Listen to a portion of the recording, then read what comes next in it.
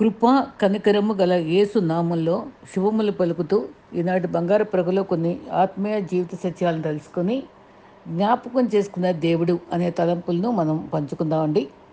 మనం జీవితంలో ఏది కోల్పోయినా పర్లేదు, కానీ ఎదిరివారు మన మీద పెట్టుకున్న నమ్మకాన్ని మాత్రం కోల్పోయేలా చేసుకోకూడదు. నమ్మదగిన దేవుని ఆశ్రయించి ఇతరుల పట్ల కూడా నమ్మకంగానే ఉండాలి. ఎందుకంటే జీవితము నమ్మకం ఒకేసారి పోతే తిరిగి మనం కోల్పోయింది అందుకోలేం.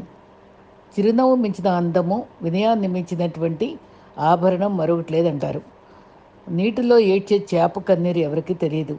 అలాగే కొందరు మనసులో పడే ఆవేదన కన్నీరు కూడా ఎవరికి తెలియదు, కానీ మన నిట్టూర్పులు వినే దేవునికి మాత్రమే తెలుసు. అజ్ఞానం మాట్లాడిన తర్వాత ఆలోచిస్తుంది, జ్ఞానము ఆలోచించాక మాట్లాడుతుంది. మాట అనేది మరణించే వాడిని కూడా బతికించేలా ఉండాలి, కానీ బతుకున్న వాడికి మానసిక చంపేలా ఉండకూడదు. మన సంభాషణ ఉప్పు వేసినట్లు రుచికరంగా ఉండాలి. దేవుని సేవ అంటే కేవలం వాక్యం బోధించడం మాత్రమే కాదు, ఆ వాక్యానుసారంగా నడవటము, బాధ్యతగా మందన కాయడం, అన్ని విషయాల్లో మాదిరి చూపటం, పేదలను అనాథలను కనుకరించటం, అన్నిటికీ అన్నిటికంటే ముఖ్యంగా క్రీస్తు ప్రేమను క్రియల్లో చూపించటం, అది మాత్రం మరువరాదు. ఎప్పుడు కలిసాం అన్నది ముఖ్యం కాదు, మన పరిచయం ఎలాంటిది అన్నది కాదు, మన పిలిచే పిలుపు, మన ప్రవర్తన ఎదుటివారి హృదయానికి హత్తుకునేలా ఉంటే చాలు. మనకి తెలియకుండానే మన జీవితంలో మరి ముఖ్యమైన ఆప్తులుగా ఉండిపోతారు. మంచి విశ్వాసులు మంచి ఆప్తులుగా నిలుస్తారనేది మాత్రం సత్యం. జీవితంలో ఎవరిని తక్కువగా చూడకూడదు. ఎందుకంటే రూ. 5 పెన్ను కూడా 5 కోట్ల చెక్కును రాస్తుంది కదా. జీవితం కూడా అంతే, ఎవరి విలువ వారిదే. చదువుకుని నేర్చుకున్న అక్షరము, కష్టపడి నేర్చుకున్న పని జీవితంలో ఎప్పటికైనా నిన్ను ఉన్నత స్థాయిని చేరుస్తాయి. కాలం ఎప్పుడు ఒకేలాగా ఉండదు. మనం ఎప్పుడు బాధపడుతూ ఉండొచ్చు, కానీ మనం బాధ పెట్టకపోయినా మనల్ని బాధ పెట్టిన వారు మనల్ని మరి శత్రులు మిత్రులుగా చేసేటట్టుగా ఆ బాధపడే రోజు తప్పకుండా దేవుడు కలిగిస్తాడు. గొడవ జరిగితేనే కానీ బయటపడవు. అసలు ఎవరి మనసులో ఏముందో చూడటానికి ఏముంది, అందరూ నవ్వుతూ పలకరించే వాళ్ళే. మరి అవసరం ఒకరిది అయితే అవకాశం ఇంకొకరిది. కోపంలోనే మనిషి అసలు వ్యక్తిత్వం బయటపడుతుంది. కోపంలోనే మనసులో ఉన్న నిజమైన భావాలు బయటపడతాయి. మనం అది మానసిక కంట్రోల్ మనకి చాలా అవసరం. భావోద్రేకాలు నియంత్రించుకోవడానికి దేవుని యొక్క వివేకం మనకు అవసరం. బాధను బలంగా మార్చుకోవడం నేర్చుకోవాలి. భయం కూడా మనకి లోబడుతుంది. ఏదో అన్నారని ఒకరి కోసం మారే ప్రయత్నం చేయకూడదు. నువ్వులా జీవించాలి. నీ మనసుకు దగ్గరగా ఉన్నవారు నీ జీవితంలోకి మనకు వస్తారు. నీ ఆనందాన్ని పంచుకునే వారికంటే నీ బాధను పంచుకునే వారికే ఎక్కువ విలువ. అందుకనే సడలిన మోకాళ్ళని బలపరచాలి. తొట్టిల్లు మోకాళ్ళని మరి సరి చేసుకోవాలి. మరి ఆదరించాలి. కారు చీకట్లో కాంతిరేఖగా మన జీవితాలు నిలవాలి. ఇది నాన్న జ్ఞాపకం చేసుకునే దేవుని గురించి మనం ధ్యానిద్దాం. 136 కీర్తన 23లో ఉంది, మన దీన స్థితిలో ఆయన మన జ్ఞాపకం చేసుకున్నాడు. ఆయన కృప నిరంతరం ఉందని చెప్పాడు కీర్తనాకారుడు. ఆయన ఆయన మనల్ని మర్చిపోయేవాడు కాదు, ఆయన జ్ఞాపకం ఉంచుకుంటాడు. ఏది గుర్తుపెట్టుకోవడానికి మరి మన జీవితంలో కోపాలు గాయపరిచినవి గుర్తుపెట్టుకుంటాం, కానీ మంచి గుర్తుపెట్టుకోలేము. కానీ దేవుడు మర్చిపోలేడు. మన పూర్వీకులను జ్ఞాపకం చేసుకో అన్నాడు. బలహీనతలు తీసుకుని సరి చేసుకోమంటున్నాడు. 103:2లో నా ప్రాణమా, మరి దావీదు అయితే ప్రాణంతో మాట్లాడుకునేవాడు, ఆయన చేసిన ఉపకారాలు దేన్ని మర్చిపోవద్దు అంటున్నాడు. నా హృదయమా ప్రాణమా అని చెప్తూ ఆయన కార్యాలని మర్చిపోకూడదని చెప్పాడు. మరి మరి 5 సందర్భాల్లో మన దేవుడు ఎలా జ్ఞాపకం చేసుకున్నాడో జ్ఞాపకం చేసుకుందాం. నోవాహును సమస్త జంతువుల్ని ఆదికాండం 8:1లో జ్ఞాపకం చేసుకున్నాడు. దేవుడే తలుపు మూశాడు. ఈ తలుపు మరి నోవాహు తలుపు అధికారం ఇచ్చారనుకో, మా అందరినీ చుట్టాలని అలా అడగగానే లోపల తెచ్చేసేవాడేమో. అందుకని దేవుడే తలుపు మూశాడు, తలుపు తీశాడు. అధికారం 9:16లో ఇంద్రధనుస్ని చూపిస్తూ అన్ని నిబంధన జ్ఞాపకం చేసుకుంటా అని కూడా ఒక చక్కటి వాగ్దానం ఇచ్చాడు. మళ్ళీ ఆదికాండం 19:29లో అబ్రహాము జ్ఞాపకం చేసుకున్నాడు. బంధువులను జ్ఞాపకం చేసుకుని మరి సొదొమ గొమొర్రా సమయంలో లోతు పట్ల జ్ఞాపకం చేసుకున్న అబ్రహామును బట్టి లోతుని సంరక్షించిన అనుభవం మనకు తెలుసు. మరి అది అబ్రహామును బట్టి ప్రత్యేక దూతలను పంపి రక్షించాడు. యాకోబు సంతతిని జ్ఞాపకం చేసుకున్నాడు, వారిని కాపాడి దీవించాడు. మరి ఆదికాండం 40:23లో సమస్యల్లో సొల్యూషన్ కూడా ఇచ్చాడు. పానదాయకుడు యోసేపు సందర్భంలో మరి పాందాయకుడు యోసేపుని సహాయం చేస్తా అని చెప్పి మర్చిపోయాడు. తర్వాత ఎప్పుడుకో గుర్తు తెచ్చుకున్నాడు. మరి తెచ్చుకున్నప్పుడు వీడి సహాయాన్ని గుర్తు తెచ్చుకొని వీడి కింద లోబడే పరిస్థితి యోసేపు రాకుండా దేవుడే రాజు ద్వారా కబురు చేయించి గొప్ప స్థితి ఇవ్వడానికి దేవుడు సిద్ధపరచుకున్నాడు కదా. మోషే ఉన్నవాడు ననివాడు అన్నటువంటి ఆ మాటగా దేవుడు చెప్పుకున్నాడు. నిర్గమాకాండం 2:24 దాంట్లో అబ్రహాం, ఇస్సాకు, యాకోబులు చేసిన నిబంధన జ్ఞాపకం చేసుకున్నాడు. ఎన్ని తరాలు దాటిపోయినా ఆయన జ్ఞాపకం, నీతిని బట్టి కృపను బట్టి ఆయన జ్ఞాపకం చేసుకున్న దేవుడని మనం గుర్తుపెట్టుకోవాలి. నేడు మన విశ్వాసాన్ని బట్టి అబ్రహాం క్రియలు చేస్తే అబ్రహాం పిల్లలు అవుతాం. యోహాను 8లో కూడా చెప్పాడు. గలతి 6:16లో ఆత్మ సంబంధముగా విశ్వాసం బట్టి అబ్రహాం సంతానం కనుక ఇశ్రాయేలుకు కృపా సమాధానం కలుగును గాక. విశ్వాసం బట్టి మన అబ్రహాము మన తండ్రి కనుక ఆయన బిడ్డలమే. ఆత్మ సంబంధమైన ఇశ్రాయేలులమే మనం. ఇప్పుడు రక్షించబడిన వారికి వర్తిస్తాయి. మరి 136 కీర్తన 23లో రక్షించబడిన వారికి మరి మనపై కనికరం చూపుతూ ఉండే దేవుడు మన స్థితిని గమనించుకుని మరి ఆయన కృపను మరి ఆయన జ్ఞాపకం చేసుకున్న దేవుడని మనకు దీన స్థితిని జ్ఞాపకం చేసుకున్న దేవుడని గుర్తుపెట్టుకోవాలి. లూకా 10:32లో మంచి సమరం కథలో మరి లేవీలు, యాజకుడు, ఈ లేవీయుడు అందరూ తప్పించుకున్నారు. మంచి సమరయుడు మరి అన్యుడు తను ఎంతో చక్కగా ఆదరించుకున్నాడు. అది నిజంగా ఆయన అనుభవాలన్నీ కూడా క్రీస్తు చక్కటి ఉపమానాల ద్వారా మనకి ప్రేమను గురించి చెప్పాడు. ఎవరికి మరి మనమే మంచివాళ్ళు అనుకుంటాం ఒక్కోసారి, కానీ మన స్వనీతి ఉండకూడదు. కీర్తన 42లో ప్రతి విశ్వాసి గ్రహించవలసింది ఏమనగా మనకి జికటగల ఊబిలో నుంచి మన పైకి తెచ్చేవాడు. జ్ఞానం కలిగి కాపురం చేసుకోవాలని ఎన్నోసార్లు మరి బోధించడం జరుగుతుంది. మరి జ్ఞానం గల స్త్రీ ఇల్లు కట్టుకుంటుంది, 3 రాళ్ళకు కూడా వెలుక్కుంటుంది. ఊబిలో నుంచి రక్షించే దేవుడు, జ్ఞాపకం చేసుకునే దేవుడు. తీతుకు 1:2 దాంట్లో దేవుడు ఎందుకు మనకు అనుకరిస్తున్నాడు? అందరి విశ్వాసంతో నిత్య రాజ్యం దయా సంకల్పం బట్టి మరి జ్ఞాపకం చేసుకుని చేరాలనే కోరుకుంటున్నాడు. పరలోక యాత్ర ప్రయాణంలో ఉన్నాం. అరణ్యంలో యాత్రలో మనకి ఎన్నో శ్రమల్లో ఆయన జ్ఞాపకం చేసుకునే దేవుడు ఇశ్రాయేలు దయ చేసుకున్నాడు. మనకు కూడా ఈ నేటి అరణ్యం అనే లోకంలో జ్ఞాపకం చేసుకుంటున్నాడు. 1 వృత్తాంతము 16:34లో ఆయన దయాళుడు, ఆయన కృప నిరంతరం ఉండను. నీ దేవుడు తోడే ఉండే దేవుడు. మరి నిజంగానే వాక్య ప్రభావంతో ఆధ్యాత్మిక లోతుల్లో మన జీవితాన్ని మనం ఎన్నో మంచి మంచి విషయాలు తెలుసుకున్నప్పుడు మనం హృదయంలో దాచుకోవాలి, మనం ధ్యానించుకోవాలి. దేవుడు మర్చిపోతాడా? లేదు. అబద్ధ మాటకు ఆయన మనిషి కాదు కాబట్టి ఆయన మతిమరుపు లేదు. ఆయన డిమెన్షియా అంటారు మతిమరుపుకి. అది మనుషులకు ఉంటుంది కానీ మనకు రాదు. మనుషులకే ఉంటుంది కానీ దేవునికి రాదు. తల వెంట్రుకలు కూడా లెక్కించే దేవుడు మనల్ని గుర్తుంచుకుంటాడు. ఒకసారి సందర్భంలో ఒక కాసుకు 2 పిచ్చుకలు, అంటే 2 కాసుకు 4 కాదు 5 పిచ్చుకలు వచ్చి వాటిని కూడా మరవలేదు కాబట్టి మనల్ని ఎందుకు మరుస్తాడు అని చెప్తాడు.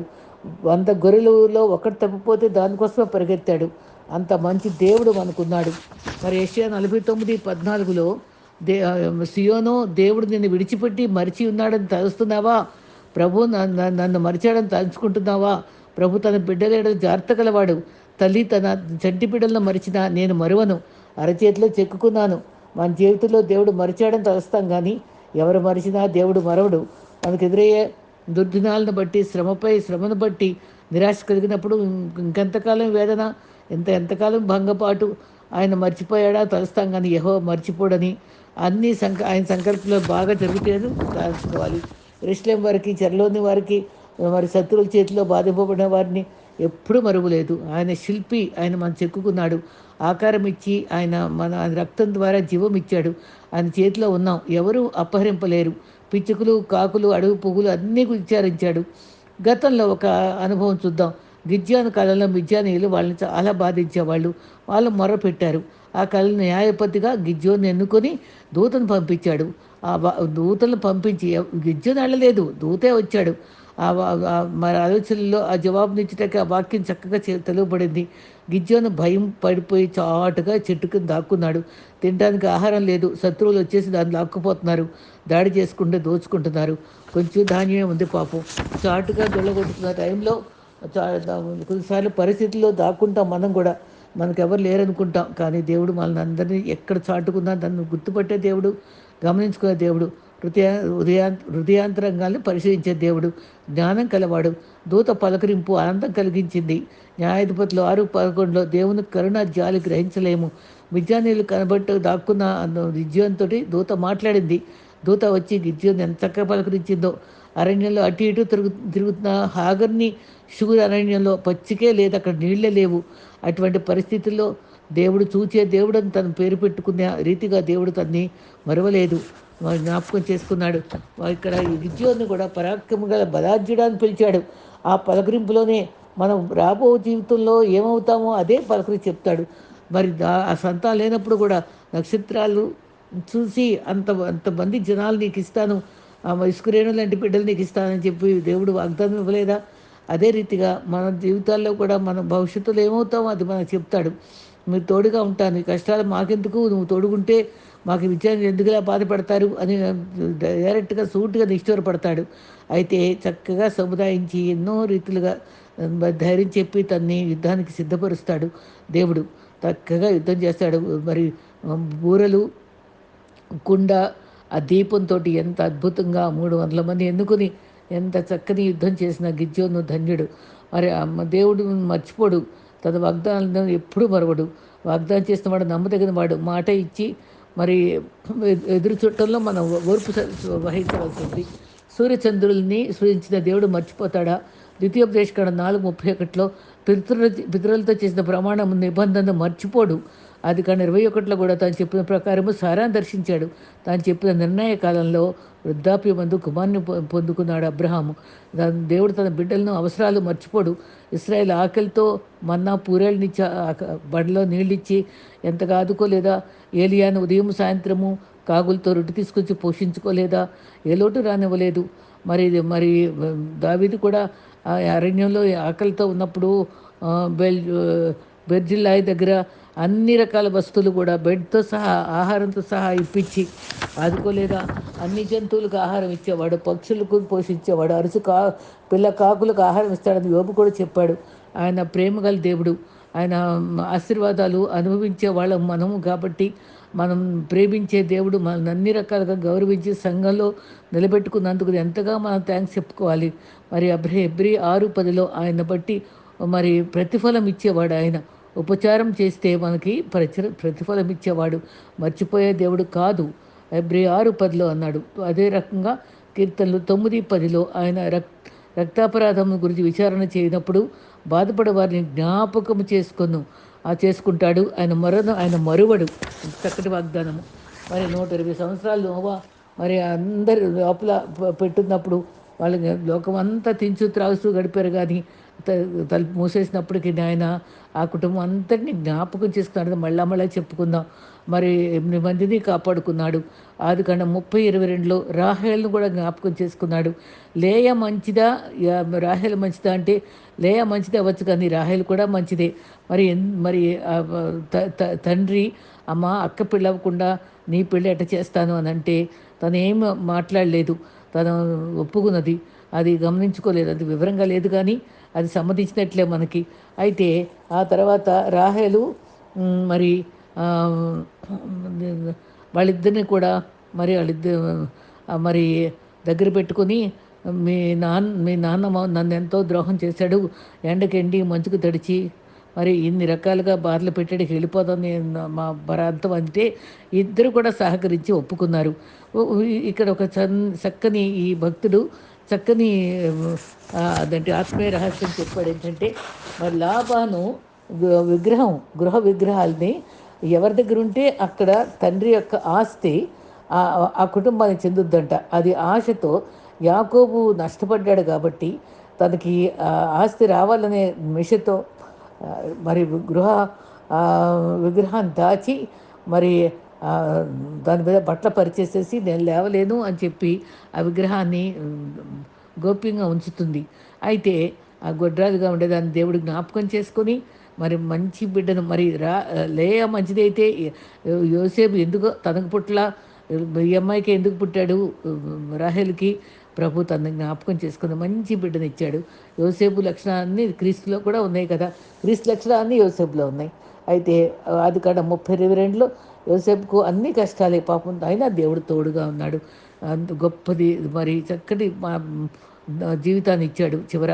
మరి పాందాయకుడు మరి కళ ప్రకారంగా ఉద్యోగం దొరికింది. భక్ష్యకారునికి మరణశిక్ష అన్నీ జరిగినాయి కదా! అప్పుడు గుర్తుపెట్టుకొని మరి రాజే పిలుచుకున్నాడు తన్ని. అయితే 41 నెలలో రాజు కలభావం చెప్పుటానికి రాజు చెప్తేనే పిలిపించి అంత అనుభవాన్ని ఇచ్చాడు. అది ఎంత గొప్ప దీవెన ఆ అబ్బాయి పొందుకున్నాడంటే అది ఆశ్చర్యకరమైంది. మరి ఎవరి చేతి కింద ఉండనవసరం లేదు యోసేపు. దేవుడి చేతి కింద రాజు నియమించాడు కాబట్టి రాజయ్యాడు. మరి రూతుని జ్ఞాపకం చేసుకున్నాడు. పరదేశినైనా నాకు దయ చూపించావని బోయేస్తూ చెప్తుంది. అత్తకు చేసినంత నాకు తెలుసన్నాడు. మన జీవితాల్లో ఎవరెవరికి ఎలా చేస్తున్నామో, ఎవరు అన్యాయంగా ఉంటున్నామో అన్నీ దేవుడు చూస్తాడండి. ఇది మన గుర్తు.